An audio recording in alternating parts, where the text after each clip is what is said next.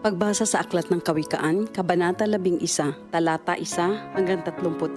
Kasuklam-suklam kay Yahweh ang timbangang may daya, ngunit kasiyahan naman ang timbangang tama. Kahihiyan ang laging dulot ng kapalaluan, ngunit pagpapakumbabay, nagbubunga ng karunungan. Ang tuntunin ng matuwid ay katapatan, ngunit ang masamay wawasakin ng kanyang kataksilan. Walang halaga ang yaman sa araw ng kamatayan, ngunit ang katwiran ay naglalayo sa kapahamakan. Mas panatag ang landas ng tapat ang pamumuhay, ngunit nabubuwal ang masasama sa sariling kabuktutan. Ang katuwiran ng mga matuwid ang nagliligtas sa kanya, ngunit ang masama ay bilanggo ng kanyang masamang nasa. Ang pag-asa ng masama ay kasama niyang pumapanaw. Ang umasa sa kayamanan ay mawawalang kabuluhan. Ang matuwid ay inilalayo sa bagabag, ngunit ang masama ay doon bumabagsak. Ang labi ng walang Diyos sa iba ay mapanira, ngunit ang dunong ng matuwid ay nagliligtas ng kapwa. Kapag ang matuwid ay pinagpapala, ang bayan ay nagagalak, ngunit higit ang katuwaan kapag ang masamay napapahamak. Dahil sa salita ng matuwid, ang bayan ay tumatatag,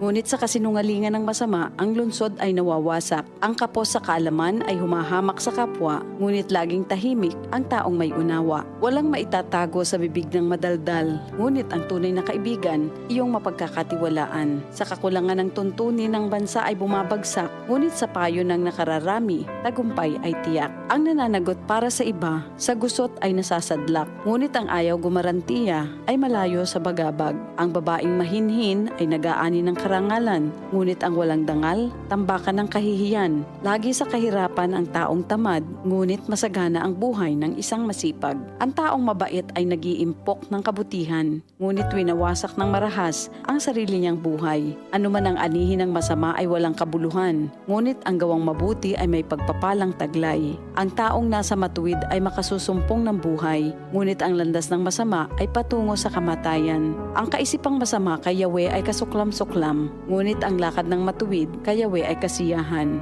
Ang taong masamay di makaliligtas sa kaparusahan, ngunit hindi maaano ang nabubuhay sa katwiran. Ang magandang babae ngunit mangmang naman ay tila gintong singsing sa nguso ng baboy.